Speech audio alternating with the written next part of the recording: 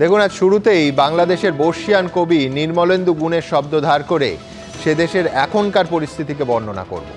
এই রকম বাংলাদেশ কখনো দেখনি তুমি। মুহূর্তে সবুজ ঘাস পুড়ে যায়, ত্রাসের আগুন লেগে লাল হয়ে জ্বলে ওঠে চাঁদ। সংখ্যালঘু হিন্দুদের ওপর এই আক্রমণ, এই ত্রাসের আগুন নিভবে কবে, সেই উদ্বেগ ছড়িয়ে পড়ছে ক্রমশ। এই পরিস্থিতিতেই আজ আমাদের প্রথম প্রশ্ন। ইসকনকে নিষিদ্ধ করার আর্জি খারিজ করল বাংলাদেশের হাইকোর্ট। আইন শৃঙ্খলার প্রশ্নে সরকারের কোর্টেই বল ঠেলল আদালত। গত 3 মাস ধরে হিন্দুদের সম্পত্তি ও ধর্মস্থানে যেভাবে পরপর আক্রমণ চলেছে, তাতে আদৌ কি নির্ভর করা যায় এই ইউনূস প্রশাসনের ওপর? দ্বিতীয় প্রশ্ন। সন্ন্যাসী গ্রেফতার থেকে হিন্দুদের ওপর হামলা। বাংলাদেশ ইস্যুতে কলকাতায় বঙ্গীয় হিন্দু জাগরণের মিছিল।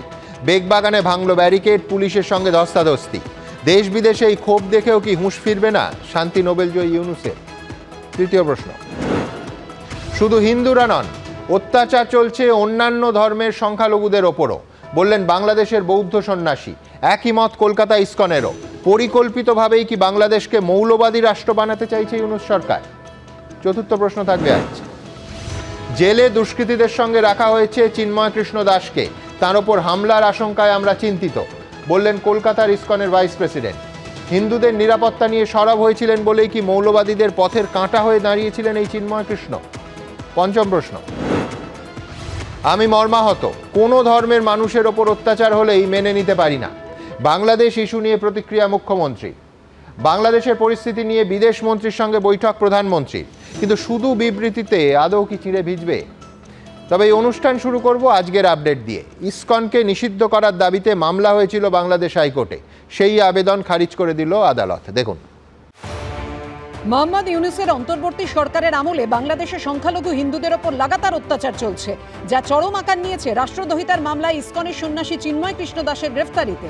এই প্রেক্ষাপটে ইসকনকে ব্যান করার দাবিতে বাংলাদেশে হাইকোর্টের দায়ের করা মামলা খারিজ হয়ে গেল। মনিরুজ্জামান নামে এক আইনজীবী বাংলাদেশ হাইকোর্টে তাঁর আবেদনে বলেন, ইসকনকে নিষিদ্ধ করতে স্বতঃপ্রণোদিতভাবে নির্দেশ দেওয়া হোক। মামলার শুনানিতে এদিন বিচারপতি ফারাহ মাহবুব এবং বিচারপতি দেবাশিস রায়চৌধুরীর বেঞ্চে বাংলাদেশের deputy attorney general Mohammad Asaduddin আদালতে দাবি করেন, সরকার সর্বোচ্চ অগ্রাধিকার দিয়ে পদক্ষেপ করছে। পুলিশ 3টি মামলা দায়ের করেছে। 3টি মামলার একটিতে 13 জন, দ্বিতীয়টিতে 14 জন এবং তৃতীয় মামলায় 49 জনের নামে মামলা হয়েছে। তাদের মধ্যে 33 জনকে গ্রেফতার করা হয়েছে। সিসিটিভি ফুটেজ দেখে 6 জনকে শনাক্ত করা গেছে, যারা মঙ্গলবারের ঘটনার সঙ্গে জড়িত ছিল। একথা শুনে বিচারপতিরা বলেন, আমরা শুনে আশ্বস্ত হলাম, সর্বোচ্চ অগ্রাধিকার দিয়ে কাজ করছেন। ঘুরে ফিরে একটাই কথা, দেশের জনগণের প্রাণ ও সম্পত্তি, কারো যেন কোনো ক্ষতি না হয়, এটা সবারই চিন্তা। আপনারা সর্বোচ্চ অগ্রাধিকার দিয়ে কাজ করছেন শুনে আদালত আশ্বস্ত হয়েছে।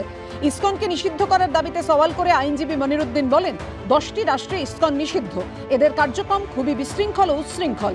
তখন বাংলাদেশ হাইকোর্টের 2 বিচারপতি বলেন, রাষ্ট্র সর্বোচ্চ অগ্রাধিকার দিয়ে বিষয়টি দেখছে বলে জানিয়েছেন ডেপুটি অ্যাটর্নি জেনারেল। সুতরাং এই মুহূর্তে আদালতের হস্তক্ষেপের প্রয়োজন নেই। আমরা খুব চিন্তায় ছিলাম। So this is a welcome, মতলব এটা খুব রাহতের খবর কি অ্যাটলিস্ট গভর্নমেন্ট যে ব্যানের চেষ্টা করছিল ওটা এখন হাইকোর্ট দ্বারা খারিজ হয়ে গেছে। বাংলাদেশে সংখ্যালঘু হিন্দুদের ওপর অত্যাচারের প্রতিবাদ ঢেউ আছড়ে পড়েছে এবার বাংলাতেও।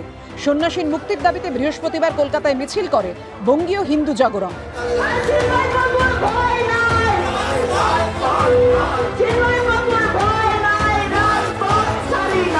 মিছিল বাংলাদেশের ডেপুটি হাইকমিশনারের অফিসের একেবারে কাছাকাছি পৌঁছানোর চেষ্টা করলে পুলিশ আটকায়। তখন ধুন্ধুমার পরিস্থিতি তৈরি হয়।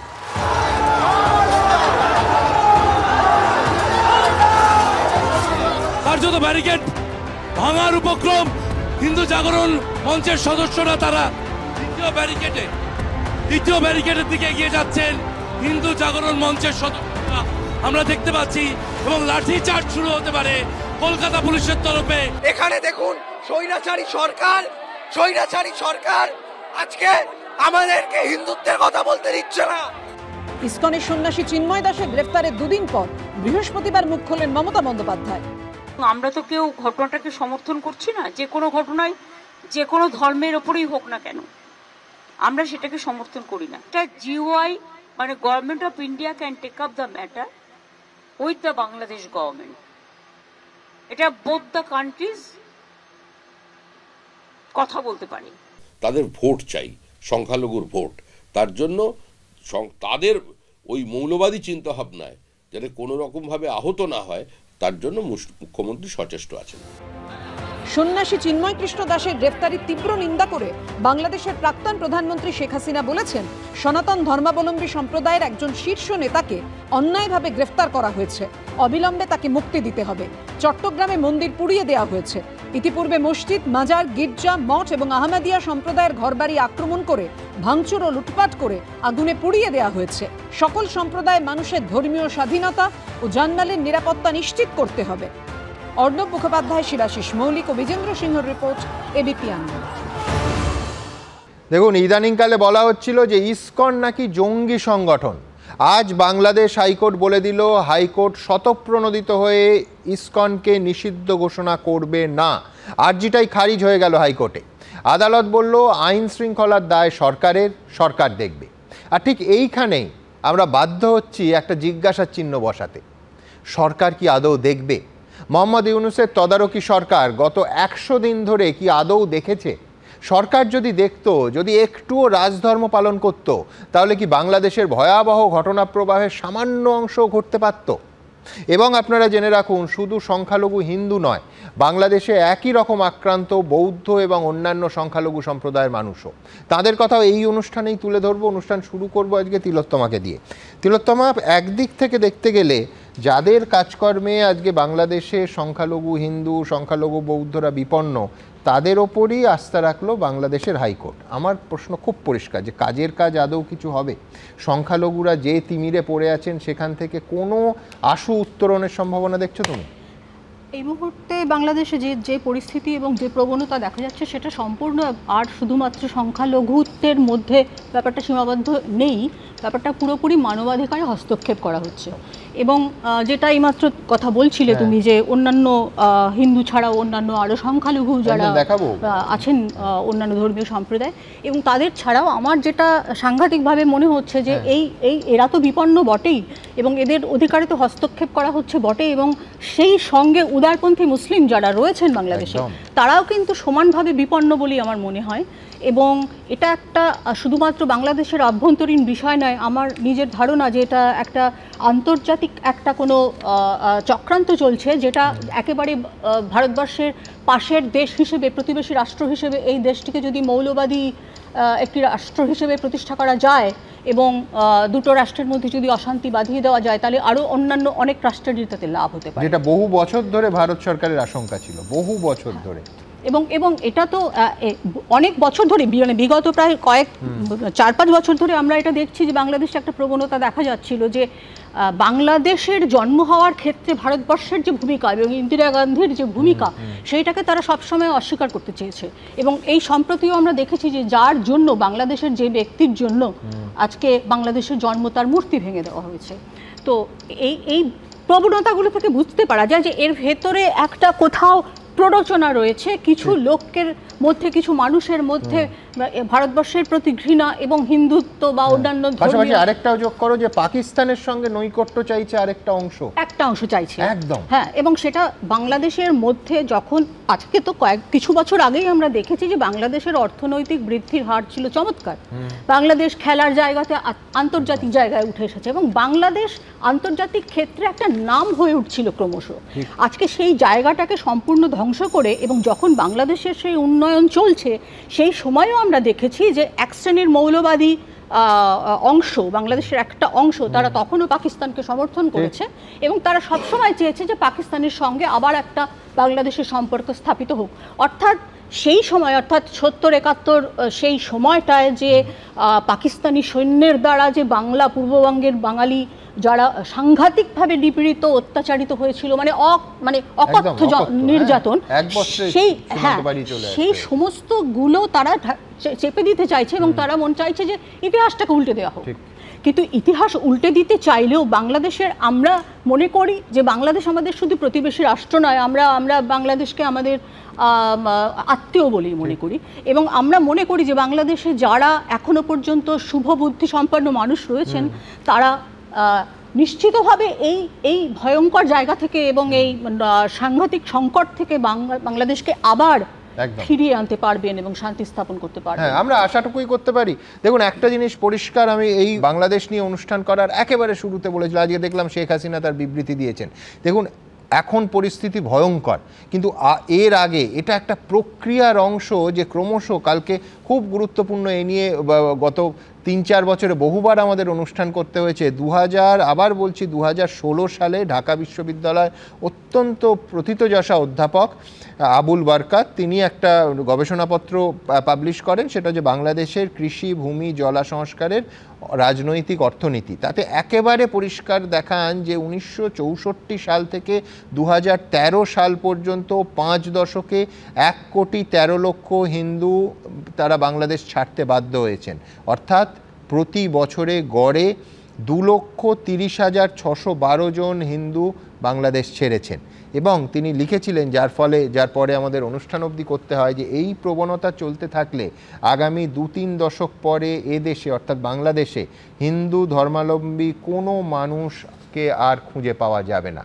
মারাত্মক ভবিষ্যৎবাণী। কিন্তু আমি বলছি, শেখ হাসিনার অংশটা এখনকার থেকে ডেফিনেটলি ভালো ছিল, কিন্তু সেখানেও কিন্তু এই প্রবণতা চলেছে। এ কথা একদম দ্বিধাহীন স্পষ্ট কণ্ঠে আমরা বলবো। তার কারণ এই আবুল বারকাতের গবেষণাপত্রেই আছে 2001 থেকে 2012 পর্যন্ত প্রতিদিন 674 জন হিন্দু বাংলাদেশ ছেড়েছেন, এই গবেষণাপত্রেই আছে। অর্থাৎ এর আগে স্বর্ণালী যুগ ছিল না। আপনারা জানেন যে এর আগে যখন এই দেশের রাষ্ট্র ক্ষমতায় হাসিনা ছিলেন, আমরা বারবার প্রশ্ন করেছি যে নির্বাচনে এখান থেকে ভিসা দেওয়া হতো, আমাদের সাংবাদিকরা যেতেন, তাদের বেরোতে দেওয়া হতো না। গণতন্ত্রের ভোটের দিন গণতন্ত্র কীরকম হচ্ছে সেটা দেখার অধিকার নিয়ে এই ঢাক গুড়গুড় কেন? আবার সেই দেশের মন্ত্রীরা যখন আমাদের এই দেশে, এই রাজ্যে আসতেন, প্রেস ক্লাবে বসে এই রাজ্যের নির্বাচন নিয়ে প্রশ্ন তুলতেন, সে অধিকার কি তাদের ছিল? দ্বিতীয়ত, যেটা মারাত্মক অংশ, সেটা হচ্ছে যে ছাত্র লীগ, আওয়ামী লীগের যে ছাত্র ফ্রন্ট, ঢাকা বিশ্ববিদ্যালয় বারবার, পরের দিন আমাদের অনুষ্ঠানে এই প্রসঙ্গ ওঠে, যে বারবার যেভাবে ঢাকা বিশ্ববিদ্যালয়ের ভেতরে ঢুকে ছাত্রলীগের এই গুন্ডা বাহিনী তাণ্ডব চালায়, সেটা নিন্দাযোগ্য। যেভাবে একের পর এক বিপুল জনসমাবেশে গুলি চলেছে, ছাত্রদের মৃত্যু হয়েছে, হাসিনা তখনও রাষ্ট্র ক্ষমতার প্রধান হিসেবে তার তীব্র সমালোচনা করেছি। কিন্তু পাশাপাশি গত 100 দিনে, আজকে 101 দিন, ইউনূসের সরকার যে রাস্তায় চলছে, তা অন্ধকার থেকে আরও গাঢ় গভীর অন্ধকারের দিকে চলে যাচ্ছে বাংলাদেশ। এবং সংখ্যালঘু মানুষ, হিন্দুরা, বৌদ্ধরা, তারা আক্রান্ত হচ্ছে, নিজে মুখে সে কথা বলছেন। এই যাবতীয় ঘটনার প্রতিবাদে আজকে মিছিল, পুলিশের সঙ্গে কলকাতা শহরে তাদের ধস্তাধস্তি ইত্যাদি হলো। আমার পরের প্রতিবেদন সেইখানে, তারপর আবার এই সমস্যার গভীরে ঢুকবো আমরা। দেখুন,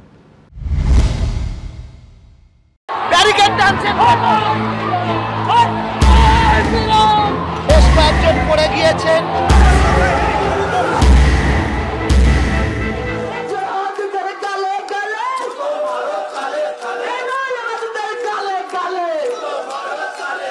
ইসকনের সন্ন্যাসী চিন্ময় কৃষ্ণ দাসের গ্রেফতারি ঘিরে উত্তাল বাংলাদেশ।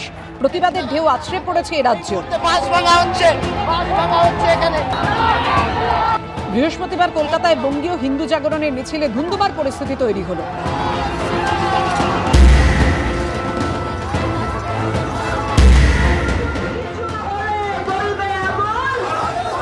তীব্র স্লোগান, ভাঙা হলো ব্যারিকেড, পুলিশের সঙ্গে ধস্তাধস্তি, বাদ গেল না কিছুই। ইসকনের সন্ন্যাসী চিন্ময় কৃষ্ণ দাসের মুক্তি ও সংখ্যালঘু নিপীড়ন বন্ধের প্রতিবাদে এদিন শিয়ালদা থেকে বাংলাদেশ ডেপুটি হাইকমিশনের দপ্তর পর্যন্ত মিছিলে নামে বঙ্গীয় হিন্দু জাগরণ। মিছিল থেকে উঠতে থাকে ইউনূস সরকার বিরোধী ঝাঁঝালো স্লোগান।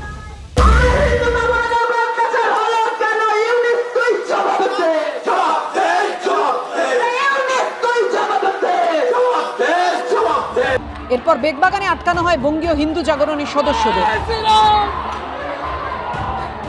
পুলিশের ব্যারিকেড ভেঙে এগিয়ে যাওয়ার চেষ্টা করেন তারা।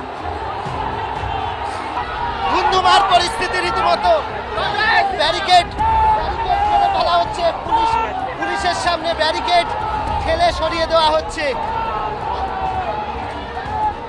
এখানে ব্যারিকেড টানছেন গেরুয়া বসনধারী। ব্যানার, ফেস্টুন ছোড়াছুড়ি শুরু হয়, টেনে হিঁচড়ে ভেঙে দেওয়া হয় ব্যারিকেড। জামাত আর ওয়েস্ট বেঙ্গল সরকার এক হয়ে গেছে। এই যে অন্যায় প্রতিরোধ, এর আমরা ধিক্কার জানাচ্ছি। দলদাস পুলিশের বিরুদ্ধে ধিক্কার জানাচ্ছি। দ্বিতীয় ব্যারিকেডে পৌঁছানোর পর শুরু হয় ধস্তাধস্তি। অন্যদিক থেকে বাংলাদেশ ডেপুটি হাইকমিশনের দিকে যাওয়ার চেষ্টা করলে লাঠি উঁচিয়ে তাড়া করে পুলিশ। উল্টো দিক থেকে হিন্দু জাগরণ মঞ্চের সদস্যরা ধরপাকড় শুরু, তারা কিন্তু ভেঙে ঢোকার চেষ্টা করছেন, ধরপাকড় শুরু। এবং বিপরীত দিক থেকে হিন্দু জাগরণ মঞ্চের সদস্যরা তারা ঢোকার চেষ্টা করছেন। এই যে গার্ডরেল, সেই গার্ডরেল টপকে চতুর্থ ব্যারিকেডে পৌঁছানোর চেষ্টা করেন তারা। আমরা একদম শান্তিপূর্ণ মিছিল করছিলাম, সেখানে আমাদের আটকে এইভাবে হেনস্থা করা হচ্ছে। এরপর 5 সদস্যের প্রতিনিধি দল পৌঁছয় বাংলাদেশ ডেপুটি হাইকমিশনের দফতরে। মিছিল থেকে ওঠা স্লোগানের তীব্র সমালোচনা করেন কুণাল ঘোষ। এটা পুরো বিজেপি বা তাদের সমর্থকদের একটা বিশৃঙ্খল মিছিল, যেটা মূল বিষয়টাকে ডায়ালুটেড করে দিচ্ছে। কয়েকজন সাধু সন্ন্যাসী রয়েছেন মিছিলে, আর বাকি হচ্ছে ওই ফেটটি ধরে হইচই করে যাওয়া। সন্ন্যাসীদের মিছিল থেকে কখনো জুতো মারো তালে তালে কোনো স্লোগান কখনো উঠতে পারে? এ হতে পারে? কখনো হয় না। কখনো পুলিশের দিকে গিয়ে ইট পাটকেল ছোড়া, কখনো ব্যারিকেড ভাঙার চেষ্টা করা। এটা প্রকৃত যারা হিন্দু সন্ন্যাসী তারা কখনো এ কাজ করতে পারেন না। মায়েদের করুণ আর্তনাদ, তারপরেও যদি মুখপাত্র, শাসক দলের মুখপাত্র এ জাতীয় কথা বলে, সেটা তার একটা বিরাট আহাম্মকি ছাড়া আর কিছুই নয়। একদম হৃদয়হীন মানুষ হলে এরকম কথা বলতে পারে। এবং আমি নিজেও প্রবল ধস্তাধস্তির মধ্যে পড়েছি, অসুস্থ বলা সত্ত্বেও দীর্ঘক্ষণ আমাকে সেখানে আটকে রাখা হয়েছিল। তারপর অবশ্য আসবার আমরা সুযোগ পেয়েছি এবং আমাদের দাবি আমরা জমা করেছি। রাষ্ট্রপতির কাছেও প্রতিনিধি দল যাবে বলে জানিয়েছে বঙ্গীয় হিন্দু জাগরণ সংগঠন। শিবাশিস মৌলিক ও অর্ণব মুখোপাধ্যায়ের রিপোর্ট, এবিপি আনন্দ। দেখুন, আমি কালকেই বলেছি যে বাঙালি তো কুয়োর ব্যাঙ নয়। সেই ভিয়েতনামের যুদ্ধ থেকে রাশিয়া ইউক্রেনের যুদ্ধ, বাঙালি প্রতিবাদে নামে। Palestine, Syria, Iraq, Afghanistan, Gaza strip সব কিছু নিয়ে তাদের প্রতিবাদ থাকে। সুতরাং বাংলাদেশ নিয়ে আরও আগে কেন সমস্ত রাজনৈতিক দল, গোটা নাগরিক সমাজ নামবে না, এ প্রশ্ন আমাদের ছিল, আছে এবং থাকবে। কিন্তু সজলের কাছে আমি আসবো। সজল, কালকে বিস্তারিত দেখিয়েছি, আজকে বিস্তারিত আলোচনায় যাচ্ছি না। ভারত সরকারের বিদেশ মন্ত্রক যে বিবৃতিটা জারি করলো, নিঃসন্দেহে ইদানিংকালে সব থেকে কড়া বিবৃতি। কয়েক ঘন্টার মধ্যে তার পাল্টা বিবৃতি চলে এলো, যেখানে ভারত সরকারের এই তথ্যকে ভিত্তিহীন বলা হলো। শুধু তাই নয়, কার্যত পরোক্ষে হুমকি দেয়া হলো যে এই রকম ভিত্তিহীন তথ্যের ভিত্তিতে বিবৃতি দিলে বন্ধুত্বপূর্ণ সম্পর্ক নষ্ট হবে। আজকে এটাই বিস্তারিত আসবো যে আজকে মিনিস্টার অফ স্টেট কান্তিবর্ধন সিং, তিনি এক্সটার্নাল অ্যাফেয়ার্সের প্রতিমন্ত্রী, তিনি এই বিষয়ে কি বলেছেন প্রশ্নের উত্তরে।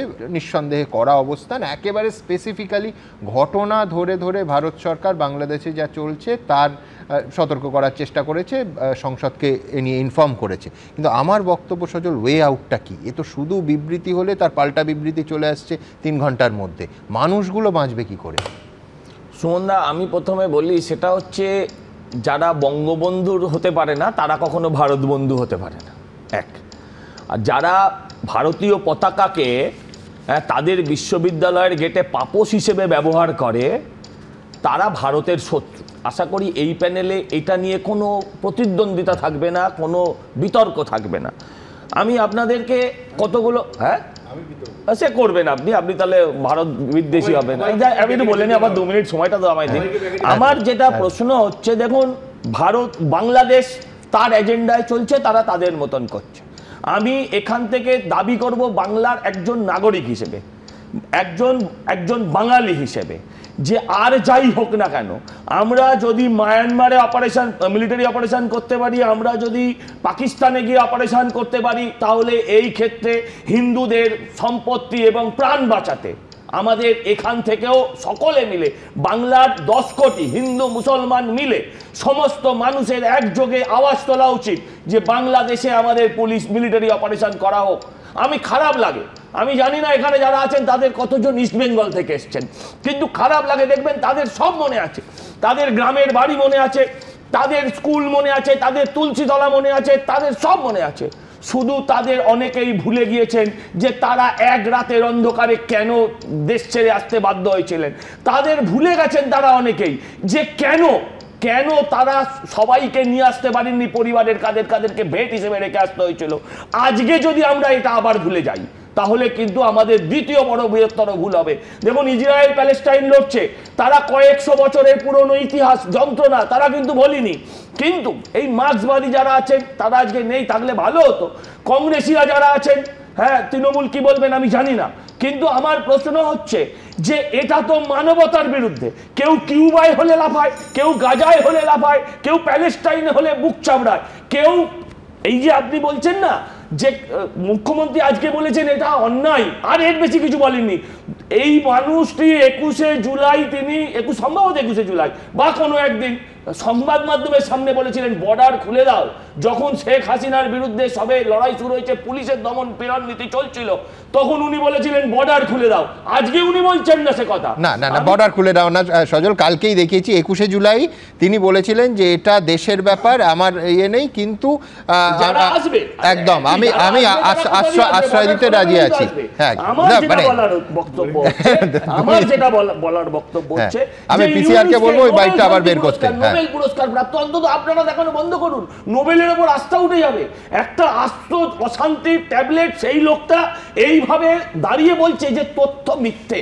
আর ইসকনকে আপনারা দেখাচ্ছেন যে তাকে ব্যান করেনি, করলে বা না করলে কিছু, সেই দেশের মিলিটারি গিয়ে ইসকনের অফিস থেকে এই অনুষ্ঠানেও কলকাতা ইসকনের প্রধান যোগ দেবেন। আমি শুধু বলবো এপার বাংলার মানুষকেও জাগতে হবে, এখানে দলমতের ঊর্ধ্বে উঠতে হবে। এখানকার আমাদের অনেকের আত্মীয় আছে প্যালেস্টাইন নিয়ে লাফায়, প্যালেস্টাইনে তো আমার আত্মীয় নেই, আমার সরাসরি আত্মীয় আছে। এই যে জ্যোতিবাবু, তিনি এখানে এসে কমিউনিস্ট পার্টি করছেন, তিনি ওখানে কেন কমিউনিস্ট পার্টি করতে পারলেন না? এই প্রশ্নটা তো জাগবে।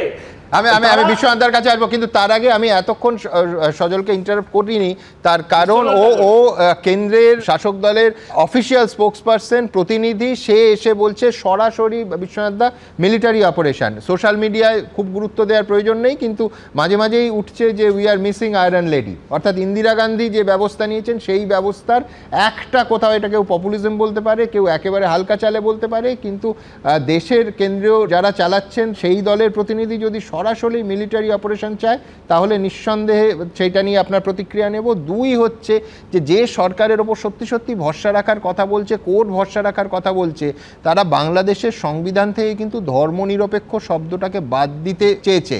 প্রেস কনফারেন্স করেছেন, এবং কে করেছেন? কালকে যার প্রেস কনফারেন্স আমরা দেখিয়েছি অ্যাটর্নি জেনারেল নিজে, অর্থাৎ সরকার সরাসরি একেবারে হাইকোর্টে অ্যাপিল করে ধর্মনিরপেক্ষ শব্দ বাদ দিতে চলেছে।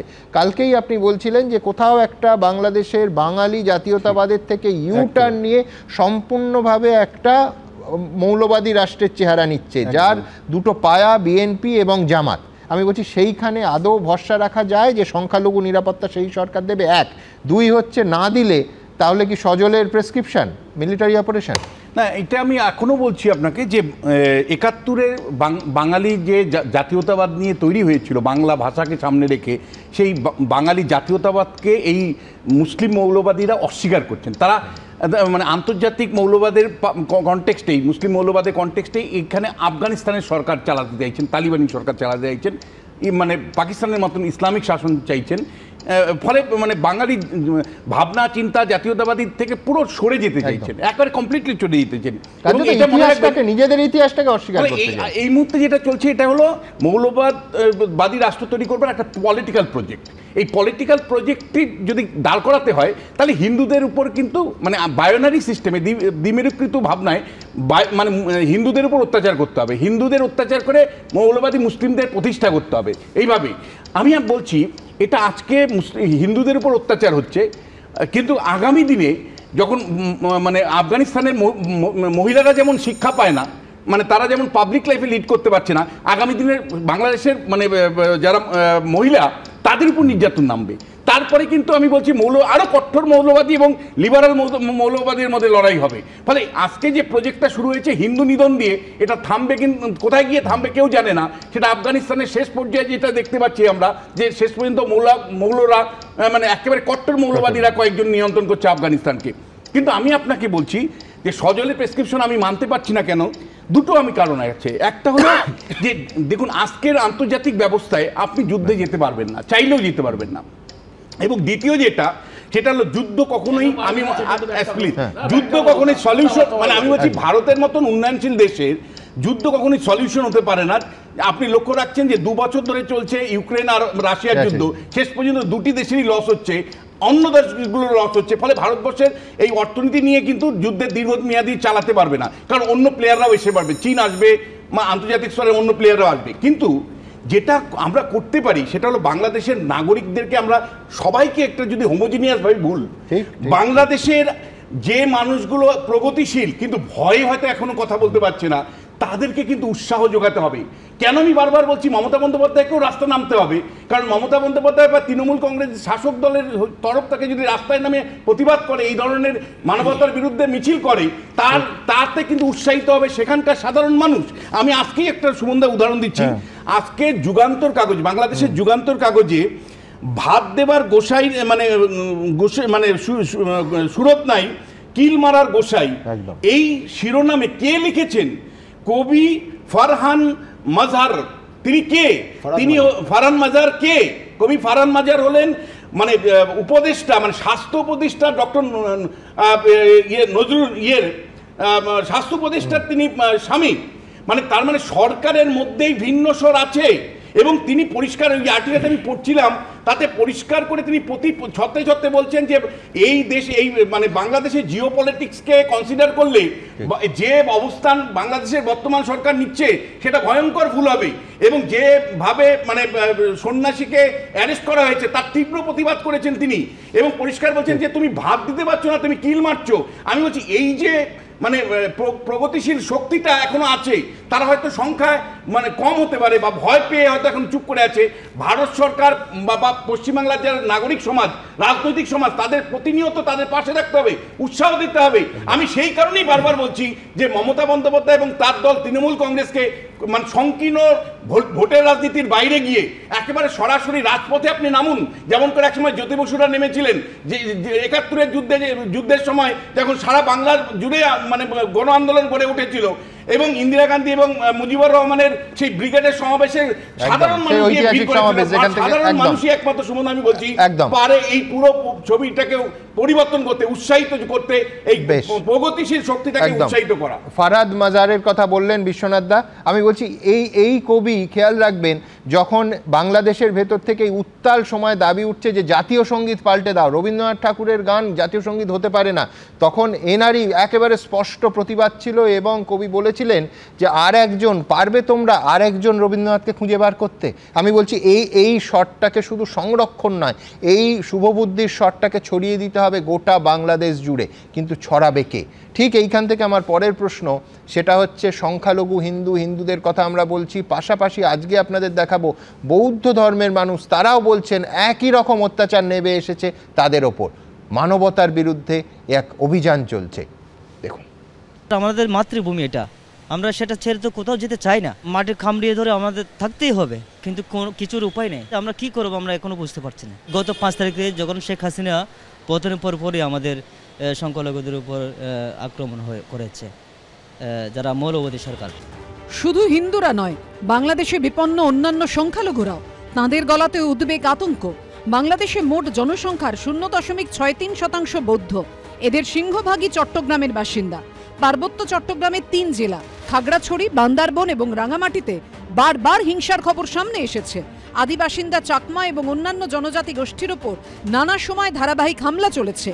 পোড়ানো হয়েছে চাকমা, মারমা, ত্রিপুরা, কুকি, ব্রু এবং অন্যান্য আদিবাসী সম্প্রদায়ের 1000-এরও বেশি বাড়িঘর, ধর্মস্থান, দোকান, শিক্ষা প্রতিষ্ঠান। বাংলাদেশ সেনা এবং র্যাব বাহিনীও বিচ্ছিন্নতাবাদী দমনের অছিলায় অমুসলিমদের ওপর নির্বিচারে হামলা চালিয়েছে বলে অভিযোগ। বাংলাদেশ সেনা গুলি চালিয়ে 3 বৌদ্ধ ধর্মাবলম্বী চাকমাকে খুন করেছে বলেও অভিযোগ উঠেছিল। অভিযোগ, তাদের আদিবাসী তকমা ছিনিয়ে নেওয়ার চেষ্টা করছে প্রধান উপদেষ্টা মোহাম্মদ ইউনূসের নেতৃত্বাধীন বাংলাদেশ সরকার।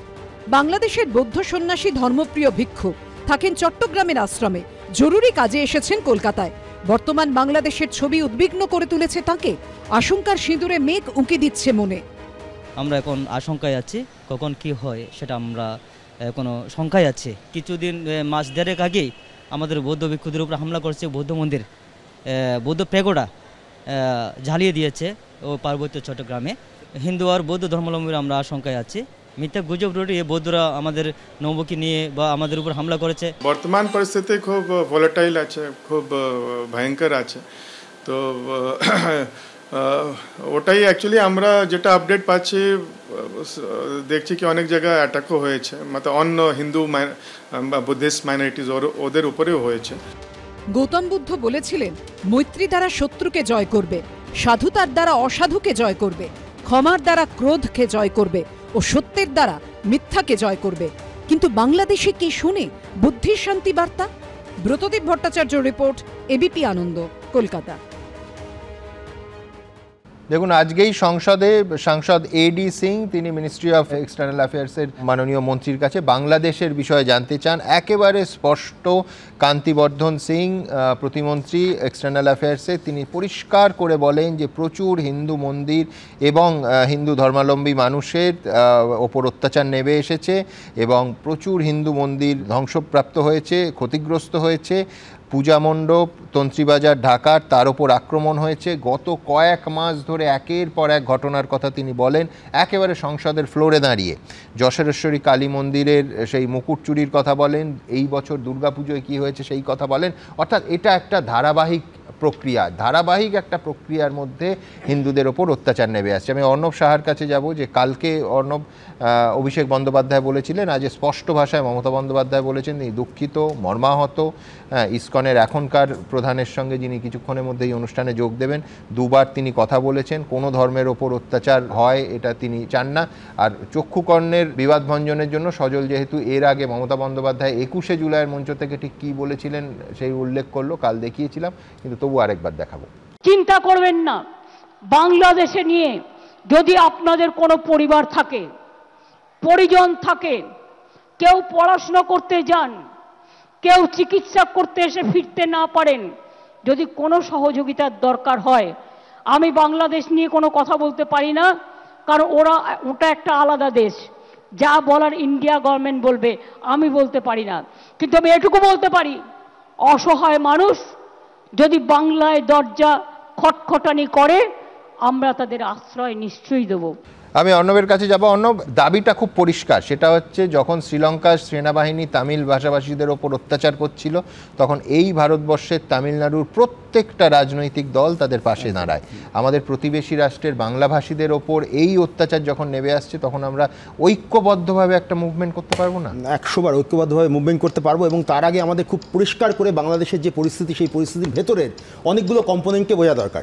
যেটা বিশ্বনাথ দা বললেন, ফারহাদ মাঝারের একদম লেটেস্ট যে বইটার নাম হচ্ছে গণ অভ্যুত্থান ও গঠন, উনি নিজে আমাকে উপহার দিয়েছেন, এটা এবার কলকাতায় এসেছিলেন কয়েক মাস আগে। তার আগে ওনার যে মূল যে থিসিসটা, সেটার নাম হচ্ছে ভাবান্দোলন, এবং সেই ভাবান্দোলন থিসিস থেকে আরম্ভ করে গণ অভ্যুত্থান ও গঠন পর্যন্ত উনি যে তত্ত্বের কথা বলছেন, সেই তত্ত্বটা হচ্ছে এই যে উনি কিন্তু একেবারেই কট্টর এই যে ইসলামিক মৌলবাদ, এই ইসলামিক মৌলবাদের একেবারেই পক্ষপাতী নয়, কিন্তু আবার একই সঙ্গে ধর্মকে পুরোপুরি বহির্ভূত করে, ধর্মকে পুরোপুরি বাদ দিয়েও মানুষের কোনো আন্দোলন, সেটার উনি পক্ষপাতী না। উনি অনেকটা লালনপন্থী, থিওরিটা খুব জটিল। তো সেইখানে দাঁড়িয়ে আমরা এখনও দেখতে পাচ্ছি যে ইউনুসের যে সরকার চলছে, তার যে উপদেষ্টা পরিষদ, সেই উপদেষ্টা পরিষদের মধ্যে অনেকেই প্রোগ্রেসিভ লোকজন আছেন, কিন্তু তাদের হাতে আর জিনিসটা নেই।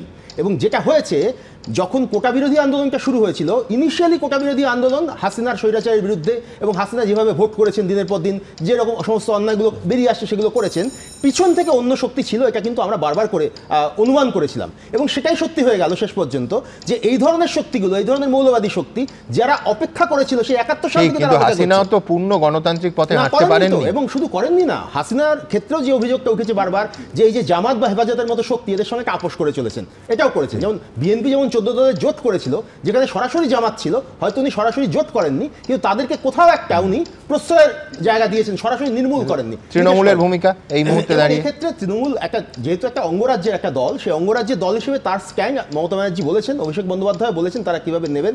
এবং সেক্ষেত্রে আমরা এটাও দেখেছি সুমনদা, যে 90-এর গোড়ায় যখন এরশাদ বিরোধী মুভমেন্ট হচ্ছে, এই কলকাতার রাস্তাতেই কিন্তু মানে প্রচুর মিছিল হয়েছে, এবং বাংলাদেশ হাইকমিশন হয়েছে, এবং সেটা হয়েছে। সুতরাং সেই এই আজকে যখন এরকম পরিস্থিতিতে এরকম মুভমেন্ট আরো হবে, আরো নিশ্চিত এরকম তৈরি হবে, আমরা ভবিষ্যতের দিকে নিশ্চয়ই অপেক্ষা করবো, তাকিয়ে থাকবো যে কোন দিকে যাচ্ছে। মানে সরকারের বাধ্যবাধকতা থাকতে পারে, শাসক দলের তো বাধ্যবাধকতা নেই, নাগরিকদের তো নেই, নাগরিক সমাজের তো নেই, শুধু শাসক দলের নয়, এখানে শাসক দল সব একসঙ্গে, সাধারণ মানুষের। আপনার প্রশ্ন ছিল তৃণমূলের ভূমিকা, উনি কবি লেখক, তার বক্তব্য, তার মতামত, তিনি লালন না তিনি সুমন সেই নিয়ে বলে গেলেন। কিন্তু আসল কথাটা হচ্ছে যে তুমি তো বাঙালি, তুমি বাঙালি হিসেবে কি করছো? বিশ্বনাথ দা বলছেন যুদ্ধ সম্ভব নয় বাংলাদেশের বিরুদ্ধে। আরে বাংলাদেশের বিরুদ্ধেও আমাদের যুদ্ধ করতে হবে। ভারতবর্ষ এত নিচেও নেই আজকে। সমস্ত বাঙালিরা যদি বাংলাদেশ বর্ডারের দিকে তাকিয়ে ফু দেয় তাহলে আরেকটা আমফান সৃষ্টি হতে পারে। আমি বলছি আপনি একটা কথা ঠিক বলেছেন যে এর পরে মুসলিম মহিলাদের ওপর হামলা হবে তা নয়। সারা পৃথিবীতে জিহাদের নামে আজকে আফগানিস্তানে কি চলছে? যার গলা কাটা যাচ্ছে সেও সেই ঈশ্বরকে ডাকে, যে গলা কাটছে সেও সেই ঈশ্বরকে ডাকছে। আজকে যারা এই দেশে আসছে তারা আমার কাজ দখল করতে আসছে না, তারা আমার বাতাসের অক্সিজেন দখল করতে আসছে না, তারা ভারতবর্ষকে মৌলবাদী রাষ্ট্রে পরিণত করার লক্ষ্যে আসছে। এই দেশটা ততক্ষণই ধর্মনিরপেক্ষ যতক্ষণ হিন্দুরা সংখ্যাগুরু। সেইটা যদি ধর্মনিরপেক্ষতা বাঁচাতে হয় তাহলে তৃণমূলকে ফুলে খেলতে হবে। এখন যদি শুধু ভাবি যে আমি সংখ্যালঘু ভোট আমার হাতের বাইরে বেরিয়ে যাবে তাহলে তাদের সাবধান হতে হবে যে আগামী দিন এবং সব ক্ষেত্রে প্রতিবাদটা সার্বিক হোক। আমি বলছি যে স্পিরিটে সজল বলছে আমার গ্রহণ করতে অসুবিধে নেই, কিন্তু যখন দেখি এই রাজ্যের 24 পরগনার বাসিন্দা সাবির মালিককে মাংস খাওয়ার অভিযোগে পিটিয়ে মারা হয়, রাজস্থানের পেহলু খান গোরক্ষকদের হাতে নিহত হয়, পুনের মহসিন শেখকে হত্যা করা হয়, উত্তরপ্রদেশের দাদরিতে ওই মোহাম্মদ একলাখকে পিটিয়ে মারা হয়, 15 বছরের বাচ্চা জুনেদ খানকে গুজরাতের বিলকিস বানুর ঘটনা ঘটে, তখন বারবার প্রতিবাদে হয় এবং সেই প্রতিবাদে আমরা অনুষ্ঠান করি বলেই একই রকম প্রতিবাদ কেন বাংলাদেশের হিন্দুদের ওপর অত্যাচার হলে আমরা সেই প্রতিবাদে গলা তুলব না, এই প্রশ্ন এত সৎভাবে তুলতে পারি তার কারণ ওই প্রতিবাদগুলো একেবারে সজল ঠিক বলেছে। ওর কথা স্পিরিটেই বলবো যে সংখ্যাগুরুদের দায়িত্ব সংখ্যালঘুর স্বার্থ সুনিশ্চিত করা। এটা শুধু এই দেশে সুপ্রিম কোর্ট একাধিকবার বলেছে তা নয়, সমস্ত আন্তর্জাতিক আদালতে স্বীকৃত যে সংখ্যাগুরুর পবিত্র দায়িত্ব সংখ্যালঘুদের প্রাণ এবং সম্পত্তির নিরাপত্তা বিধান, যেটা প্রতি মুহূর্তে ভুলুণ্ঠিত হচ্ছে আমাদের প্রতিবেশী বাংলাদেশে। একেবারে পরিষ্কার এই কথা বলার সময় এসেছে। তার কারণ যে ছবিটা আমরা পাচ্ছি আজকেই এক্ষুনি আপনাদের দেখাবো যে কলকাতা ইসকনের ভাইস প্রেসিডেন্ট রাধারমন দাস, যিনি এই অনুষ্ঠানেও লাইভে যোগ দেবেন, তাকে পরিষ্কার আশঙ্কা প্রকাশ করছেন যে এই যে চিন্ময় কৃষ্ণ দাস তাকে খেতে দেয়া নিয়ে তাদের সন্ন্যাসীদের তিনি যে স্ট্রিমটা ফলো করেন কিছু নিয়ম নিষেধ আছে, এবং সবথেকে মারাত্মক কথা যে কারাগারে তার ওপর হামলা হতে পারে, তিনি খুন হতে পারেন, তার কারণ বহু অপরাধী একসঙ্গে জেলে থাকেন, এই আশঙ্কা অবধি করছেন কলকাতা ইসকনের প্রধান। দ্রুত দেখব কি বলেছেন। যারা এরকম স্লোগান দিচ্ছে কি আমরা একজনকে ধরে স্লটার করব, তো ওদের বিরুদ্ধেও কিছু ব্যবস্থা নিতে হবে। কেন কি যখন এরকম স্লোগান যদি রাস্তায় দিতে থাকবে ওরা, তো এটা মাইনরিটিস ভেতরে খুব আতঙ্ক সৃষ্টি করছে। জাতি ধর্ম না দেখে সমাজসেবামূলক কাজে ঝাঁপিয়ে পড়তেন। সংখ্যালঘু হিন্দুদের ওপর লাগাতার অত্যাচারের প্রতিবাদে গর্জে উঠেছিলেন। গত শুক্রবার এক সমাবেশের ডাকে জড়ো করেছিলেন 4 লক্ষ মানুষকে। আর এরপরই 1.5 মাস আগে রাষ্ট্রদ্রোহিতার মামলা দিয়ে গ্রেফতার করা হয়েছে বাংলাদেশের ইসকনের সন্ন্যাসী চিন্ময় কৃষ্ণ দাসকে। আদালতে জামিন না পাওয়ায় এখন জেলেই কাটাতে হচ্ছে তাকে।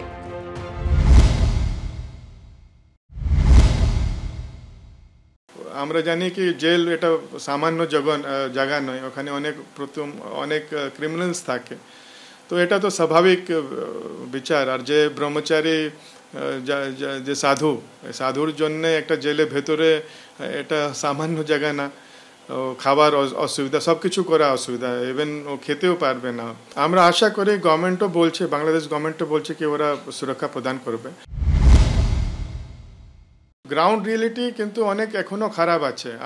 আমরা দেখছি কি অনেক জায়গায় মিছিল করা হচ্ছে, আর অনেক বড় বড় মিছিল করছে, 10,000, 15-20 হাজার মানুষ ওরা বেরোচ্ছে, আর ওখানে স্লোগান দেওয়া হচ্ছে কি আমরা ইসকনকে চাই ব্যান করা দেওয়া হোক, না হলে আমরা এক ইসকন ভক্তকে আমরা কিডন্যাপ করে টর্চার করে মেরে ফেলবো। বৃহস্পতিবার কলকাতা ইসকনের দপ্তরে নামকীর্তনের মাধ্যমে বাংলাদেশের ঘটনার প্রতিবাদ জানানো হয়। সুকান্ত মুখোপাধ্যায় ও অরিত্রিক ভট্টাচার্যের রিপোর্ট, এবিপি আনন্দ। কলকাতা ইসকনের ভাইস প্রেসিডেন্ট রাধারমন দাস এই মুহূর্তে এই অনুষ্ঠানে যোগ দিয়েছেন। আপনাকে স্বাগত। আমি প্রথমেই যেটা জানতে চাইবো, আপনি সোশ্যাল মিডিয়ায় মারাত্মক একটি খবর এই মুহূর্তে পোস্ট করেছেন, সেটা হচ্ছে একটি হিন্দু পরিবারের 8 জনকে জীবন্ত পুড়িয়ে মারা হয়েছে, কিছু ফুটেজ সহ। একটু যদি ঘটনাটা বলেন। এমনি ভয়াবহ পরিস্থিতি আমরা জানি, আপনাদের বহু ইসকন সেন্টার বন্ধ করে দেওয়া হচ্ছে, এমনকি ইসকনের ভক্তদের ওপর বাংলাদেশি পুলিশ তাদের তুলে নিয়ে যাচ্ছেন, কিন্তু এই ঘটনা তো মারাত্মক। এটা কোথায় ঘটেছে এবং কি খবর আছে আপনার কাছে যদি বলেন? অ্যাকচুয়ালি এরকম অনেক ভিডিও আমাদের পাশে আসছে। রাত্রিবেলা, প্রত্যেক রাত্রিবেলা ওখানে বলা হচ্ছে কি যে যেখানে হিন্দুরা থাকেন, মাইনরিটিসরা থাকে, ওখানে এরকম মব গিয়ে ভাঙচুর করছে, মারধর করছে, আগুন থেকে বাড়িগুলো জ্বালিয়ে দিচ্ছে।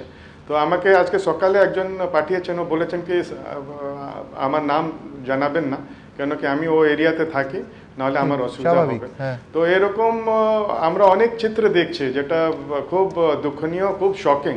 অ্যাকচুয়ালি এত মেসেজ আসছে কি আমাকে এটা দেখে দেখে আমার শরীর খারাপ হয়ে গেছে, আমি কথাও বলতে পারছি না প্রপারলি।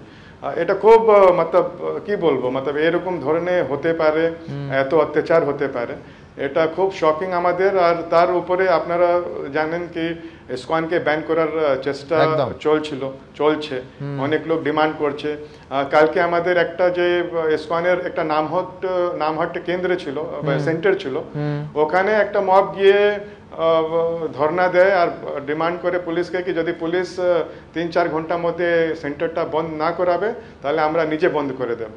ফরচুনেটলি পুলিশ এসে ওখানে যারা ভক্তরা ছিল ওদেরকে বার করে নিয়ে গেছে, আর মব ওরা আমাদের যে সাইনবোর্ড ওটা খুলে দিয়েছে আর ওটা সেন্টারটা বন্ধ করে দিয়েছে। তো এরকম আতঙ্কের পরিবেশ। ঠিক এখানে আমি দ্বিতীয় প্রশ্নে আসবো, সেটা হচ্ছে আজকে বাংলাদেশ হাইকোর্ট সুমোটো ইসকনকে নিষিদ্ধ করবে না বলে মামলাটা খারিজ করে দিয়েছে, কিন্তু আমার বক্তব্য এটা সাময়িক স্বস্তি হতে পারে, কিন্তু এতগুলো সেন্টার, এতজন মানুষ প্রতিদিন কোথাও না কোথাও হচ্ছে, এমনকি সেন্টার বন্ধ করে দেওয়ার দাবিতে আপনি বলছেন সেন্টারের সামনে ধর্ণা অবধি হচ্ছে, তো ঠিক কতটা নিরাপত্তাহীনতার মধ্যে আছেন, কতটা আশঙ্কায় আছেন আপনার বাংলাদেশের কাউন্টার পার্টরা? অ্যাকচুয়ালি ওরা খুব চিন্তায় আছে। আমাদের ওখানে অনেক 100 থেকে বেশি সেন্টার আছে, অনেক বড় মন্দির আছে, তো অনেক সেন্টার থেকে ভক্তরা এরকমই ওরা বড় মন্দিরে এসে থাকছে, ভেতরে থাকছে, রাস্তায় বেরোতে পারছে না।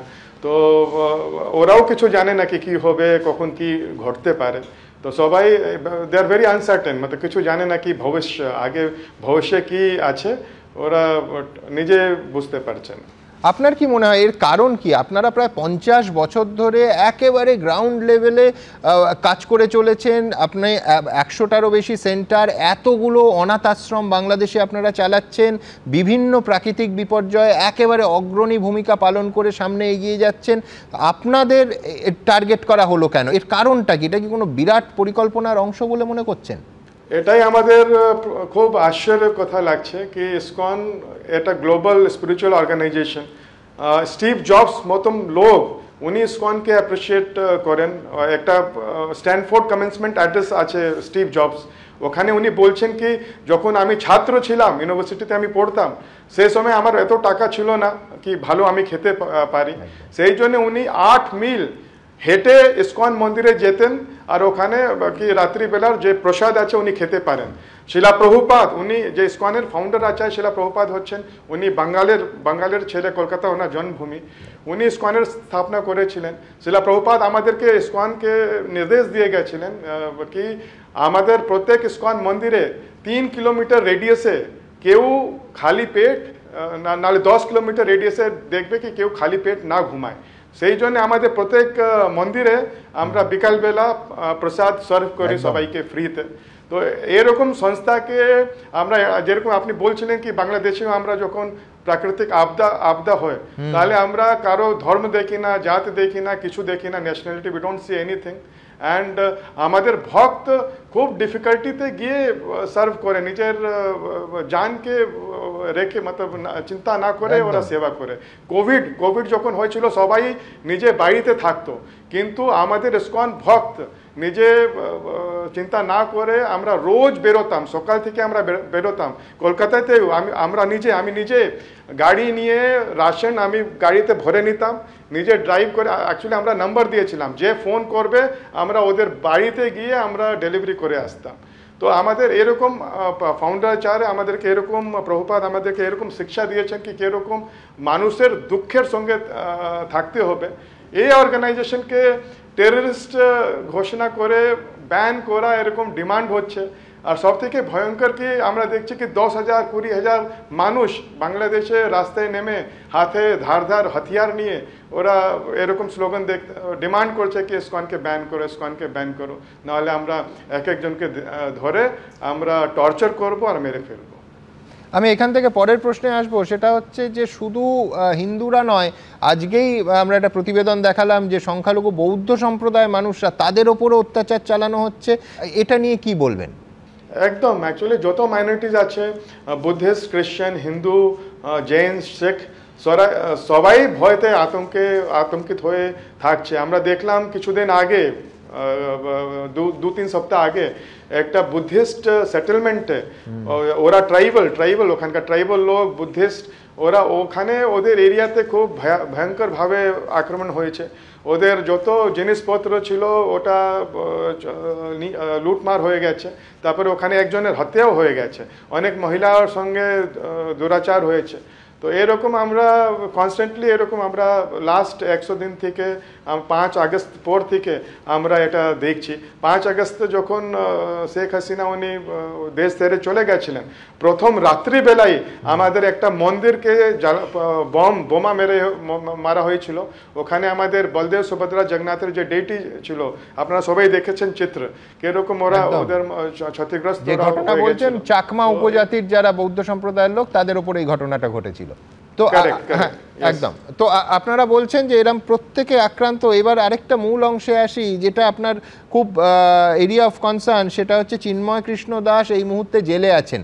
আপনার এই প্রতিবেদন দেখলাম খানিকক্ষণ আগে, যে আপনি বলছেন যে ক্রিমিনাল টেররিস্টদের সঙ্গে থাকতে তার উপর অ্যাটাক হতে পারে, প্রাণহানির আশঙ্কা করছেন, একটু যদি বলেন।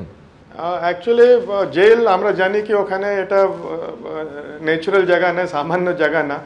জেলে অনেক ভয়ঙ্কর অনেক লোক থাকে যারা সাজা কাটছে, অনেক মার্ডার কনভিক্ট, টেররিস্ট। তো এই মাহলে একটা সাধু সন্ন্যাসীকে ধরে যদি ঢুকিয়ে দেওয়া হয়, তো আর এটাও ওখানে যেখানে আমরা জানি কি কি পরিস্থিতি চলছে, একদম, এবং সোমবারের আগে জামিন পাওয়ার কোনো সম্ভাবনাই নেই, ভয় থাকে। এটাও খুব দুঃখের কথা কি ওনার বেল রিজেক্ট করে দিয়েছে। আমি এইখানে আমার শেষ প্রশ্নে আসবো, সেটা হচ্ছে কেন চিন্ময় কৃষ্ণ দাস টার্গেট বা লক্ষ্য যেটা বলছেন আপনারা, সেটা কেন? এক তো যে এই যে সমাবেশ, এটা তো ইসকনের ব্যানারে হয়নি, কোথাও কি 4 লক্ষ মানুষকে জমায়েত করেছেন, সেই জন্য পুরনো একটা কেসের জন্য তাকে, সেই কেসকে ইভোক করে তাকে গ্রেফতার করা হলো বলে মনে করছেন? কারণ কি, মোটিভ কি বলে আপনারা মনে করছেন? অ্যাকচুয়ালি আমরা দেখেছি কি লাস্ট 100 দিন থেকে কিরকম যে তাণ্ডবটা হচ্ছিল, তো যে বাংলাদেশের মাইনরিটিস আছে ওদের সামনে কোনো রাস্তা শেষ ছিল না। আচ্ছা, কোনো রাস্তা ছিল না, সেই জন্য ওরা রাস্তায় বেরিয়েছে। কিন্তু যখন রাস্তায় বেরিয়েছে আমরা দেখেছি 4 লাখ 5 লাখ লোক রাস্তায় বেরোচ্ছে, মিছিল করছে, আর ওদের খালি 8টা পয়েন্টের দাবি আছে, ওটা রাখছে। কিন্তু সম্পূর্ণ খুব শান্তিপূর্ণভাবে, ওরা কাউকে কিছু প্রপার্টিকে ক্ষতি করেনি, ইভেন একটা যে গাছ হয় রাস্তায় ওটাও ক্ষতি করেনি।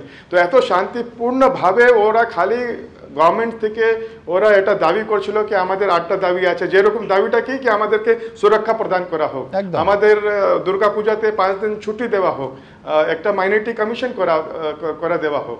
তো এরকম সামান্য ঘটনাগুলো ঘটেছে দ্রুত বিচার দেওয়া হোক, বসে এটা সলভ করে নিত। একদম, হ্যাঁ, ইয়েস, যে বিচার দেওয়া হোক, এইরকম 8টা পয়েন্ট আছে। তো যদি এটা খালি গভর্নমেন্ট ওটা কনসিডার করে দিত, তাহলে ওরা ভরসা পেত কি হ্যাঁ গভর্নমেন্ট আমাদের খেয়াল রাখছে, দেখছে, তাহলে এটা সব সমস্যাটাই মিটে যেত। কিন্তু ওটা না করে 19 জনের খেলাফে দেশদ্রোহের মামলা দেওয়া, তারপরে অ্যারেস্ট করা, তো এটা তো অন্য দিকেই চলে যাচ্ছে সব জিনিস। রাধারমন দাস, আপনাকে অনেক ধন্যবাদ। আপনার যে উদ্বেগ তার সঙ্গে আমরাও শরিক, এবং সমস্ত শুভবুদ্ধি সম্পন্ন মানুষ যারা বিভিন্ন দেশে এই অনুষ্ঠান দেখছে প্রত্যেকে আপনাদের সঙ্গে আছে। আপনাকে অনেক ধন্যবাদ। আমি এইখান থেকে যে চিন্ময় প্রভুর নিয়ে এত কিছু, তার পরের পর সমাবেশে লক্ষ লক্ষ লোক, শেষ সমাবেশে প্রায় 4 লক্ষ লোক, কি বলতেন তিনি কয়েকটা সমাবেশে, তার বক্তব্য এইবার অনুষ্ঠানের এই পর্যায়ে তুলে ধরব। 3 কোটি হিন্দু জেলে যাওয়ার জন্য প্রস্তুত আছে। জেলখানা তৈরি করুন। কত বড় জেলখানা হতে পারে যে জেলখানায় 3 কোটি জনসাধারণকে ধারণ করবেন? আমরা আর ভয় পাই না। ইসকনের সন্ন্যাসী চিন্ময় কৃষ্ণ দাসের গ্রেফতারি ঘিরে উত্তাল বাংলাদেশ। ঢাকার শিবচরে ইসকনের আরও একটি প্রতিষ্ঠানে হামলা চালানোর ছবি সামনে এসেছে। ভাইরাল হয়েছে হামলাকারীদের এই ভিডিও। বাংলাদেশে বারবার কট্টরপন্থীদের নিশানায় হিন্দুরা। মন্দিরে ভাঙচুর, অগ্নিসংযোগ, মারধর, অত্যাচার, লুঠের ঘটনাও ঘটেছে। আর এই পরিস্থিতিতে উগ্র মৌলবাদের হাত থেকে দেওয়ালে পিঠ থেকে যাওয়া হিন্দুদের একজোট করে রাস্তায় নামাতে অগ্রণী ভূমিকা নিয়েছিলেন সন্ন্যাসী চিন্ময় কৃষ্ণ দাস।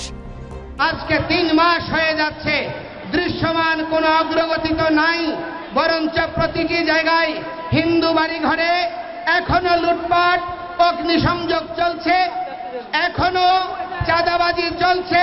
তার কারণটা হচ্ছে এই উগ্রবাদী গোষ্ঠীর মধ্যে সঙ্গে সরকারের একটি অংশ, রাজনৈতিক একটি অংশ এবং এই উগ্রবাদী গোষ্ঠী সম্মিলিতভাবে এই বাংলাদেশ থেকে সনাতনী সংখ্যালঘু জনগোষ্ঠীকে উচ্ছেদ করার প্রচেষ্টা চালাচ্ছে। আমরা এই ভূমির ভূমিপুত্র, কোনো অবস্থায় এই স্থান থেকে আমাদেরকে ছুড়ে ফেলা যাবে না। ইউনূস সরকারের আমলে কট্টরপন্থীরা ক্রমেই মাথাছাড়া দেওয়ায় বারবার একজোট হয়ে প্রতিবাদে নামে হিন্দু ধর্মাবলম্বীরা। কুরবানি দেওয়া হয় 1 দিন কি 2 দিন, সেই উদ্দেশ্যে বন্ধ যদি হয় 10 দিন। আমার পুজো 5 দিনের ছুটি 1 দিন, আমি যদি পুজোর জন্য 5 দিন ছুটি চাই, এইটা আমার অযৌক্তিক দাবি। থেমে যাওয়ার জন্য আমরা মাঠে নেই, মাঠে নামছি, আপনি পূরণ করবেন। 22 নভেম্বর বাংলাদেশের রংপুরের মাহিগঞ্জ কলেজ প্রাঙ্গণে সমাবেশ করে বাংলাদেশ সনাতন জাগরণ মঞ্চ। সেখানে বক্তৃতা দেন চিন্ময় কৃষ্ণ দাস। আজকে আমরা আর বিভক্ত নই। আজকে নারায়ে তাকবীর, আল্লাহু আকবার, এটি আল্লাহর পবিত্র নাম। এটি যদি জামায়াত ইসলামী নিলে দোষ না হয়, এটা সৌদি আরবের যদি স্লোগান না হয়। জয় শ্রীরাম আমার প্রভুর আরাধ্যের নাম, আমার আরাধ্যের নাম, আমার ভগবানের নাম, আমার প্রভুর নামকে কি করে তোমরা ভাই আরএসএস এর ট্যাগ দিচ্ছ, বিজেপির ট্যাগ দিচ্ছ? এটা কি ধর্ম অবমাননা নয়? 5 আগস্টের পর এই চট্টগ্রামের নিউ মার্কেটে 0 পয়েন্ট স্তম্ভের ওপর কয়েকটি পতাকা উত্তোলন করেছিল বৈষম্য বিরোধী ছাত্র জনতা। পরে সেই পতাকার পাশেই গেরুয়া পতাকা লাগানো নিয়ে বিতর্ক চরমে ওঠে। 31 অক্টোবর চিন্ময় কৃষ্ণ দাসের বিরুদ্ধে দেশদ্রোহিতার অভিযোগ দায়ের করা হয়। তবে এই পতাকা নিয়ে ইতিমধ্যেই বিতর্ক তৈরি হয়েছে। আজকে আমাদেরকে দমিত করার প্রচেষ্টা হচ্ছে। কোন ধরনের হীন প্রচেষ্টাকে আপনারা যদি প্রশ্রয় দান করেন, এই বাংলাদেশ সিরিয়া হবে, এই বাংলাদেশ ইরাক হবে, এই বাংলাদেশ লেবানন হবে। আমরা বাঙালি, আমরা বাংলাদেশি, আমরা জীবিত থাকতে আমাদের জননী জন্মভূমিষ্ঠ আমাদের 1 ইঞ্চি ভূমিকে নিয়ে কাউকে আমরা ছিনিমিনি খেলতে দেব না। সোমবার ঢাকার শাহজালাল আন্তর্জাতিক বিমানবন্দরে গ্রেফতার করা হয় ইসকনের সন্ন্যাসী, বাংলাদেশ সম্মিলিত সনাতনী জাগরণ জোটের মুখপাত্র এবং চট্টগ্রামের হাটহাজারীর পুণ্ডরিক ধামের অধ্যক্ষ চিন্ময় কৃষ্ণ দাসকে। আর তারপর থেকে উত্তাল ওপার এপার। এবিপি আনন্দ। বাংলাদেশের অবস্থা একেবারে সরাসরি তুলে ধরব। তার আগে আপনাদের জানাবো যে একজন মাননীয় বিচারপতি, তিনি তার একটি মন্তব্য, হাইকোর্টের বিচারপতির মন্তব্য আইনজীবীদের পছন্দ হয়নি। তাতে আইনজীবীরা একসঙ্গে তাকে চেয়ার থেকে নেমে যেতে বলছেন। এরপর ডিম ছোড়া হয় বলে অভিযোগ। পরিস্থিতি এমন বাংলাদেশের যে বিচারক এবং মাননীয় বিচারপতিদের আবাসনের নিরাপত্তা নিশ্চিত করতে বাংলাদেশের সুপ্রিম কোর্টের প্রধান বিচারপতি নির্দেশ দিলেন। আমি বলছি সার্বিকভাবে বাংলাদেশের পরিস্থিতি এইখানে গেছে, কিন্তু এর ভেতরেও শুভ শক্তির কণ্ঠস্বর আছে, এর ভেতরেও ইতিবাচক প্রতিক্রিয়া আছে এবং সমস্ত এই নেতিবাচক অত্যাচারের প্রতিবাদ আছে। সব থেকে আশা জাগাচ্ছে তাই। নিজের রংপুরের বাড়িতে বসে অবসরপ্রাপ্ত ব্রিগেডিয়ার জেনারেল শামীম কামাল তিনি এবিপি আনন্দতে এই মুহূর্তে প্রতিক্রিয়া পাঠিয়েছেন যে পুলিশ এবং তদারকি যে সরকার চলছে তার ভূমিকা তীব্র সমালোচনা করেছেন ওই বাংলাদেশে রংপুরে নিজের বাড়িতে বসে। তিনি বলছেন যে সরকার মানুষের প্রত্যাশা পূরণে ব্যর্থ হয়েছে, আর্মি ধরি মাছ নাছুই পানির মতো একটা অবস্থান নিচ্ছে। ঠিক কী ভাষায়, আবার বলছি, অবসরপ্রাপ্ত ব্রিগেডিয়ার জেনারেল শামীম কামাল এই সমালোচনা করেছেন, দেখাবো। এখানে হিন্দু সম্প্রদায়কে নিয়ে গত 2-4 দিনে যে ঘটনাটা ঘটছে এটা উদ্বেগজনক। সেনাবাহিনী এখন যেভাবে দায়িত্ব পালন করছে এটা অনেকটা ধরি মাছ নাছুই পানি, এটা অনেকটা সেরকমই একটা পরিস্থিতি। মূলত 5ই অগাস্টে যে বিদ্রোহ, যে সরকারের পতন হলো, তারপরে বাংলাদেশের নিরাপত্তা পুরো স্ট্রাকচার, যে উপরি কাঠামো পুরোটা ভেঙে পড়েছে। প্রায় 56টি থানা লুটপাট হয়েছে, প্রায় 50টি থানার থেকে অগ্নিসংযোগ হয়েছে, প্রায় 5789টি অস্ত্র খোয়া গেছে, প্রায় 6.5 লক্ষ অ্যামুনিশন হারিয়ে লুটপাট হয়েছে। সব মিলে পুলিশ তারপরে যে অবস্থায় আছে সেখানে বলা যায় যে তারা অত্যন্ত নাজুক বা সেন্সিটিভ বা বলতে পারেন যে প্যারানয়েড অবস্থা আছে, তারা ট্রমাটাইজড হয়ে আছে। পুলিশের পক্ষে এখন এই মানে কোনো প্রকার আইন শৃঙ্খলা পরিস্থিতিতে সহায়তা দেওয়া সম্ভব হচ্ছে না। অন্তর্বর্তীকালীন সরকারের কাছে মানুষের যে আশা সেটা হচ্ছে যে আস্থা ফিরে আসা। এই আস্থার কিন্তু প্রচন্ড একটা সংকট আছে। অধ্যাপক রাজাগোপাল চক্রবর্তীর কাছে যাব। অধ্যাপক চক্রবর্তী, এক হচ্ছে একেবারে সীমান্তবর্তী আমাদের রাষ্ট্র, সেখানে আন্তর্জাতিক চাপ সৃষ্টির একটা দায়িত্ব ভারতের ওপর থাকে, যেখানে এই রকম একটা ঘটনা প্রতিদিন ঘটছে। 3 মাস হয়ে গেল, একটার পর একটা ঘটনার মানে তালিকা ক্রমশ বাড়ছে। ভারতের বহুদিন আগে থেকে আশঙ্কা ছিল যে ভারত বিরোধী শক্তি ক্রমশ বাংলাদেশের ওপর প্রভাব বিস্তার করতে পারে। আজকে তার ম্যানিফেস্টেশন শুরু দেখা যাচ্ছে তা নয়, সেখানকার যারা নাগরিক তাদের সম্পত্তি বাদ দিন, প্রাণহানির আশঙ্কা। প্রাণহানি হচ্ছে, কত ঘটনা হচ্ছে আমরা কেউ জানি না, তার কারণ অধিকাংশ বাইরে সংবাদ মাধ্যম অবধি এসে পৌঁছচ্ছে না। সমাধানের উপায় কি? কোন পথে যাবে ভারত? আমি 2-4 কথা একটু বলি যে দেখুন, আপনি সংখ্যাগুরুর যে কথাটা বললেন, মানে সেটা খুব ইম্পর্টেন্ট। সারা পৃথিবী জুড়েই আমরা দেখেছি সংখ্যাগুরুর একটা দায়িত্ব নেয় সংখ্যালঘুকে কীভাবে রক্ষা করা যায়। এবং ইসরায়েলেও যদি দেখেন, সেখানে 20% সংখ্যালঘু মুসলমানরা আছেন, 70 লক্ষ ইসরায়েলি, তারা কিন্তু তাদের রক্ষা করেছে, কোনো বিপদ সেখানে ঘটেনি। কিন্তু আমরা যদি দেখি পাকিস্তান যখন তৈরি হলো 15% হিন্দু ছিল, সেটা এখন 2% গিয়ে দাঁড়িয়েছে। আপনি যদি দেখেন আফগানিস্তান 7 লক্ষ হিন্দু ছিল 70 সালে, সেটা এখন 150 গিয়ে দাঁড়িয়েছে। আপনি যদি দেখেন এই বাংলাদেশ 2022-এ 8% এটা ছিল 13% সালে। মানে আপনি যদি 1901 সালে ভারতীয় সেন্সাস দেখেন 33% ছিল। সব জায়গায় যেখানে দেখা যাচ্ছে যে মুসলিম মৌলবাদ প্রবল থাকছে, সেখানে তারা মনে করছে সংখ্যাগুরুর দায়িত্ব হচ্ছে সংখ্যালঘু নিধন করে দেওয়া। এটা সব জায়গায় আমরা উপমহাদেশে দেখেছি। সুতরাং ভারত সরকারের বোঝা উচিত ছিল কী ধরনের অবস্থা সেখানে হতে পারে। এই জায়গায় দাঁড়িয়ে কতগুলো, দেখুন যে স্ট্র্যাটেজির কথা বললেন, কতগুলো স্ট্র্যাটেজি অত্যন্ত খুব এক্ষুনি নেওয়া যায়। একটা হচ্ছে, আমরা দেখেছি যখন ইসকনের উপর আক্রমণ হলো, আমাদের প্রধানমন্ত্রী ইসকনের কোনো একটা সেন্টারে গেলেন। আমি আজকের এখান থেকে দাবি করব যে ইসকনের যে প্রভু বললেন, তারা সেখানকার নানান ধরনের ডিজাস্টারে যেভাবে কাজে নেমেছেন, মানুষের সাথে রয়েছেন, ইসকনকে এবং তাদের যিনি প্রতিষ্ঠাতা অভয়চরণ দে প্রভুপাদ, তাকে ভারতরত্ন বা পদ্মবিভূষণ দেওয়া হোক, যাতে জানিয়ে দেওয়া হোক ইসকন কোনো টেররিস্ট অর্গানাইজেশন নয়। ভারত তাকে মনে করে যে একটা ভারতীয় শক্তি, ভারতীয় আত্মার প্রতীক। এইটা হচ্ছে যে প্রথম সফট স্ট্র্যাটেজি। এবং অনেকে বলছেন, দেখুন যে মানে আমরা যদি যেটা সজলরা করছে বাণিজ্য, দেখুন বাণিজ্য নিষেধাজ্ঞা খুব কোনো কাজে দেবে না। আমরা আলু দিই, কিন্তু আলু অন্য দেশ থেকে আসে, 42টা দেশ থেকে বাংলাদেশে আলু যায়, পেঁয়াজ যায়, ডিম যায়। এমনকি যদি কটন ইয়ার্ন দেখেন, কটন ইয়ার্ন আমরা 24% আমরা বেশি, 24% আমরা বেশি, অন্য অনেক দেশ থেকে কটন ইয়ার্ন যাচ্ছে। আপনি যদি দেখেন আফ্রিকা থেকে 50% যায়। সুতরাং বাণিজ্যে নিষেধাজ্ঞা একটা ভারতের পক্ষে সম্ভব হবে না। সুতরাং আমাদের যেটা করতে হবে যে আন্তর্জাতিক চাপ সৃষ্টি করতে হবে। আমি বলবো যে ইউএনের একটা ইন্টারন্যাশনাল কনভেনশন অন মাইনরিটিস, যে দেখেন লেস দ্যান 10% মাইনরিটিস যেখানে আছে, তাদের কী করে সুরক্ষা দেওয়া যায়। জেনিভা কনভেনশনের মতো ইন্টারন্যাশনাল কনভেনশন এরকম তৈরি করা দরকার। কী ব্যবস্থা নিলে 10%-এর নিচে যারা মাইনরিটিস আছে তারা সুরক্ষিত থাকবে।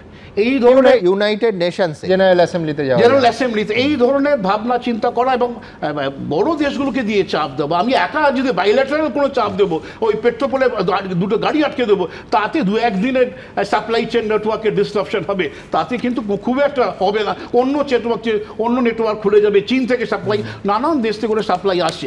আমাদের সবচেয়ে বড় কথা, যদি স্মাগলিং যদি বন্ধ করতে পারি, বাংলাদেশ ইকোনমি অনেকটাই নির্ভর করে আছে ভারত থেকে স্মাগলিং, গরু শুধু না, প্রচুর জিনিস স্মাগলিং হয়ে চলে আছে।